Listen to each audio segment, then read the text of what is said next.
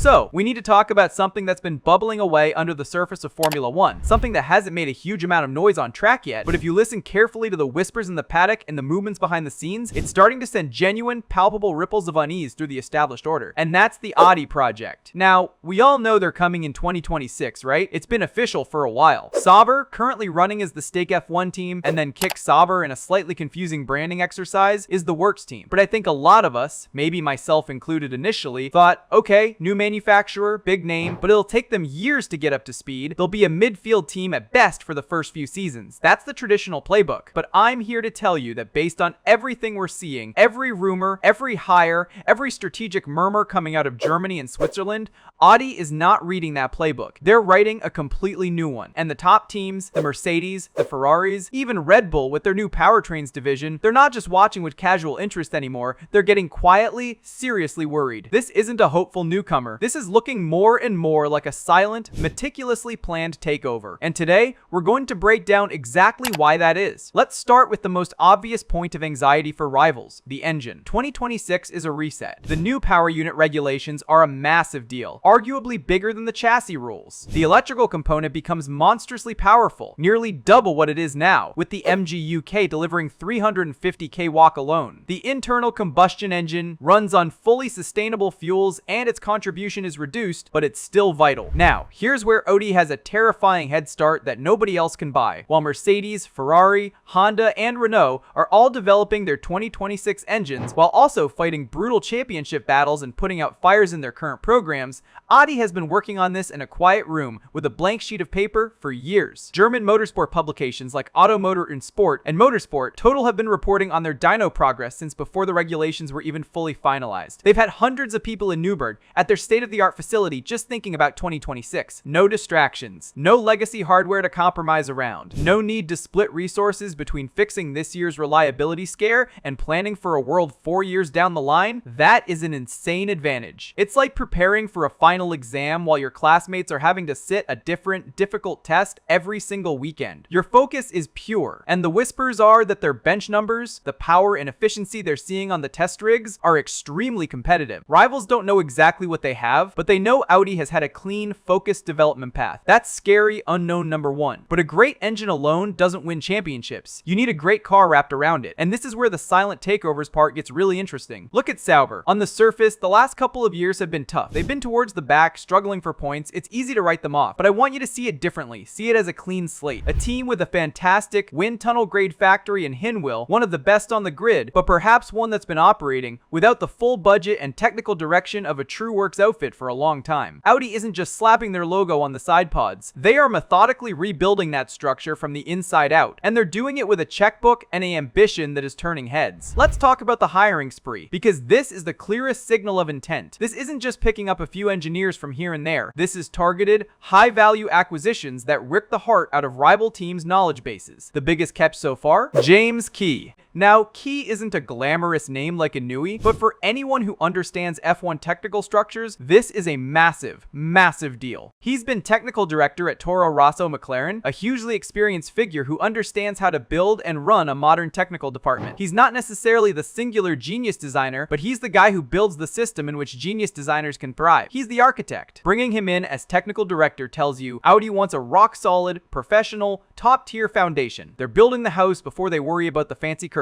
But it goes much deeper. They've been rating Mercedes' high-performance powertrains division in Brixworth for over a year. We're talking about senior figures with direct knowledge of the current dominant power unit philosophy. They hired Luca Ferbato, a former Alpine chassis engineer. They've taken talent from Ferrari, and perhaps most intriguingly of all, the rumors are swirling about their next big target, a certain Adrian Newey. Now, let's be realistic. Newey to Audi is a long shot, but the fact they are reportedly in the conversation, willing to make a monumental offer, tells you everything about their ambition. They are shooting for the moon. They are not here to make up the numbers. They are here to recruit the very best minds in the sport and give them a blank canvas and a budget to match. Every time a senior person leaves Mercedes or Ferrari or McLaren to go to Hinwil, it's not just a career move. It's a vote of confidence in the project. And each one of those moves sends a little shockwave back to their former teams, because they're not just losing an employee, they're losing institutional knowledge to a future competitor who is looking more and more formidable. Then there's the driver market. This is where it gets fun for us as fans. Audi will need a superstar, a leader, and the entire 2025 2025-2026 driver silly season is going to revolve around them. Carlos Sainz, without a seat for 2025, is the obvious, immediate candidate. He's available, he's incredibly fast, and he's the complete package. Signing him for 2025 to drive the Ferrari engine Sauber and then lead the works Audi team in 2026 makes perfect sense. But what if they aim higher? What about a certain 7-time world champion? Lewis Hamilton's move to Ferrari for 2025 shocked the world, but his contract there, we believe, is for 2 years. 2026 is the next big regulatory shakeup. If Ferrari isn't dominating in 2026 and Audi comes knocking with a potentially championship-winning package, would a 41-year-old Hamilton consider one final monumental challenge? It's not impossible. Or what about Max Verstappen? His contract at Red Bull runs through 2028, but we all know about the turmoil there. If he ever did consider a move, a works German manufacturer project with apparently limitless resources and a clean sheet 2026 car would be one of the few places that could possibly tempt him. The point is, Audi has the financial muscle and the project prestige to be a major player in the driver market. They won't just get whoever's left over, they will actively shape the market. And that puts pressure on every other team to lock down their star drivers, because Audi is about to become a very attractive and very real alternative. Now, let's put on our strategist hats and think about the championship implications. The current power balance in F1 is a delicate thing. You have Mercedes and Ferrari as the historic titans, Red Bull as the current dominant force with their own engine program coming online. Renault Alpine is struggling to get back to the top. This is a stable, if competitive, ecosystem. Introducing a new predator at the top of the food chain changes everything. Audi, backed by the Volkswagen Group's colossal resources, has a war chest that arguably rivals or even exceeds Mercedes and Ferrari. They are not a customer team hoping for scraps, they are a works team designed to win. This means they can outspend the budget cap on things outside the cap. Engine development, driver salaries, the salaries of their top 3 personnel, infrastructure. They can build a new simulator, a new wind tunnel annex, whatever they need. This financial clout, combined with the technical head start on the engine, means they have a very realistic chance of being competitive from the get-go in 2026. Not points, scoring competitive, but podiums and maybe wins competitive. Think about it from Mercedes or Ferrari's perspective. For years, they've had to mainly worry about each other and Red Bull. Now, they have to defend their talent from raids, they have to worry about a competitor who isn't burdened by any legacy carryover into the new regs, and they have to face the marketing nightmare of being beaten by the shiny new German car company on the block. For Mercedes in particular, the narrative of being the dominant German force in F1 is directly under threat. The corporate rivalry between Audi and Mercedes is legendary, and it's about to be played out on the most expensive and public stage in the world. The stakes couldn't be higher. But it's not just about 2026. The real scare for rivals is the long-term trajectory. Audi is in this for the long haul. They're not Honda dipping in and out. This is a core part of their global strategy for electric and sustainable mobility. They have the patience and the resources to build a dynasty. If they get it right in 2026, they could establish a technical foundation that leads to a period of dominance, much like Mercedes did in 2014. They are building everything from the ground up in perfect synergy. The engine and chassis designers are, theoretically, speaking the same language from day one. That level of integration is a dream for an F1 designer and a nightmare for everyone else trying to bolt together components from different departments that sometimes don't talk to each other. Of course, we have to add some caveats. F1 history is littered with big manufacturer projects that promised the world and delivered very little. Toyota spent billions for a handful of podiums. Honda's first stint with McLaren was a disaster. Simply having money and a clean sheet of paper doesn't guarantee success. The culture has to be right. The team in Hinwil has to gel with the German corporate approach from Audi. The development race once the cars hit the track in 2026 will be ferocious, and others, particularly Red Bull powertrains, who also have a fairly clean sheet design, will be just as motivated. There is a risk that Audi project becomes a sort of engineering by committee, too corporate, too slow to react. But everything we've seen so far suggests they're aware of that pitfall. Hiring people like James Key is specifically about avoiding it. They're putting F1 people in charge of F1 things. So, what's the takeaway for us as fans? We need to watch the Sauber team with completely new eyes. Every upgrade they bring in 2024 and 2025, it's not just about moving from P15 to P12. It's about building the technical and operational muscle for 2026. Watch their pit stops. Are they getting faster, more efficient? That's operational practice. Watch how they handle race strategy in tricky conditions. That's brain training. And keep your ears to the ground for every new hiring rumor. If they snag another massive name from a top team, the concern among the elite will only grow. The 2026 season season, in many ways, has already begun. While we're focused on the battle between Verstappen, Leclerc, and Norris this year, a war is being waged in research labs, in wind tunnels, and in boardrooms. And Audi, silently, without making a single lap of anger, is assembling an army that looks capable of winning that war. They're not just joining Formula One, they're laying the groundwork to conquer it. And that's why, right now, in the quiet moments between races, the big players are looking over their shoulders because the thunder from Ingolstadt is coming and it's closer than anyone thinks. If you're enjoying this deep dive into the seismic shifts happening just below the surface of the sport, make sure to like and subscribe for more. The next few seasons are going to be a fascinating build-up, and we'll be here to break down every move.